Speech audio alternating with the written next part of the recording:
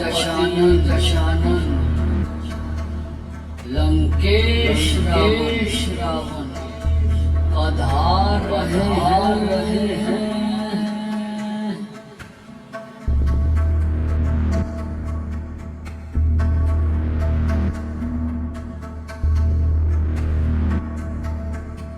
मैं शिव भक्त रावण हूँ, लंका का अधिपति।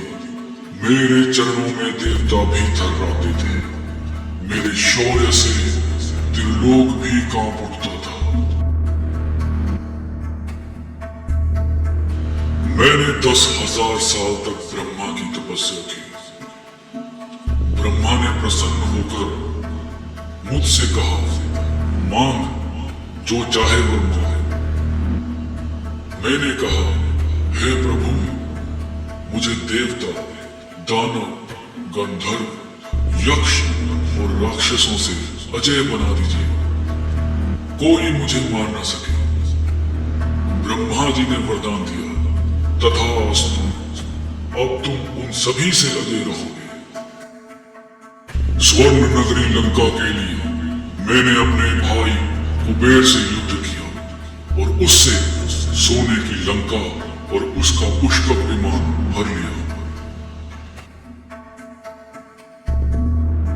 यह थी मेरी लंका, त्रिकूट पर्वत पर बसी हुई, संपूर्ण स्वर्ण से निर्मित।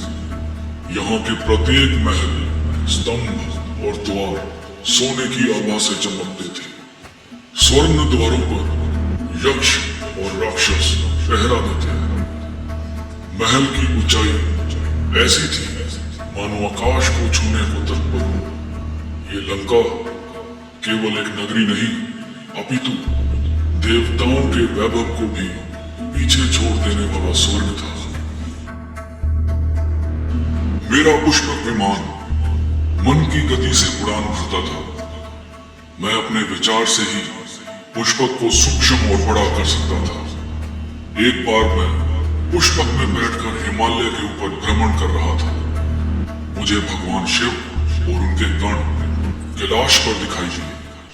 अहंकार में आकर मैंने शिव को कैलाश सहित लंका ले जाने का प्रयास किया, पर मैं असफल रहा और भगवान शिव ने क्रोध में आकर मुझे कैलाश के नीचे दबा दिया और मैं हजारों वर्षों तक मुक्त होने के लिए प्रार्थना करता रहा। और एक दिन शिव ने प्रसन्न होकर मुझे रिहा किया और मैं उसी क्षण शिव का परम भक्त बन गया।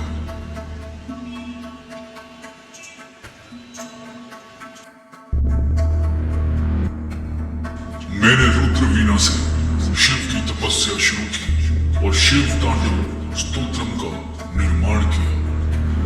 जटाटवी कलज्जलल प्रवाह पावितस्थले कलेवलम विलंबिताम्बुजंग तुंगमालिकां डमड्डमड्डमाडम निनान दग्धमावरम चकार चंड तांडवं तनोतनः शिव शिवम्। महादेव ने प्रसन्न होकर मुझे चंद्रहास तलवार भेंट की और साथ में आत्मलिंगम भी दिया।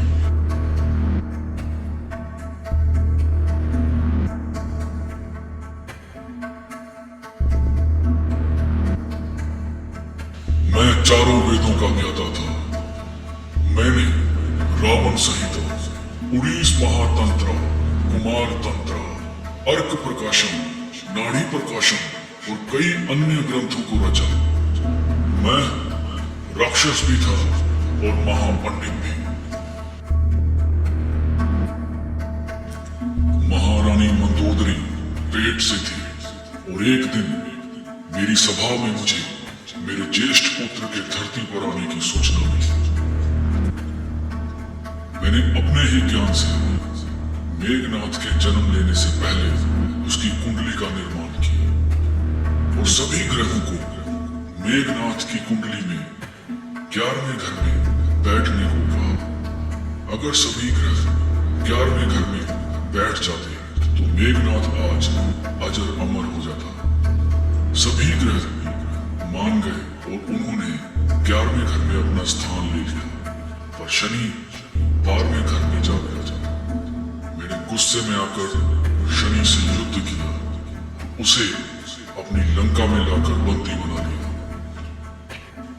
मैंने एक एक कर सभी लोगों पर आक्रमण किया और उन्हें जीत लिया। अब स्वर्ग लोक की बारी थी। मैंने अपने बलशाली पुत्र मेघनाथ को स्वर्ग लोक में इंद्र से युद्ध लड़ने के लिए भेजा। मेघनाथ और इंद्र का भयंकर युद्ध हुआ। इंद्र ने अपने वज्र से प्रहार किया, लेकिन मेघनाथ ने अपनी मायावी शक्तियों और अद्वितीय पराक्रम से इंद्र को पराजित कर दिया। मेघनाथ ने इंद्र को पकड़ लिया और लंका ले जाकर मेरे समक्ष प्रस्तुत किया। मैं बहुत प्रसन्न हूं।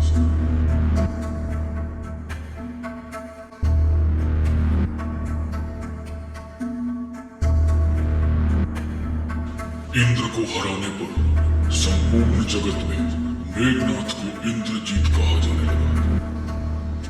मेघनाथ हमारे कुल की देवी निकुंभला की आराधना करता था। देवी निकुंभला का सिर सिंह का था और बाकी एक नारी का। ये देवी त्रिदेव और आदि शक्ति का ही एक रूप थी।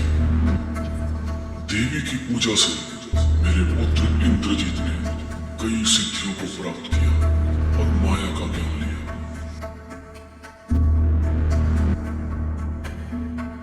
मैं अपनी सभा में कई बार अप्सराओं का नृत्य देखता था। जिस ताल पर वो नृत्य करती थी वो मन को मोह लेता था। मैं राक्षसों को मल्ल युद्ध भी सिखाता था ताकि युद्ध में सामने वाले को पराजित कर सके।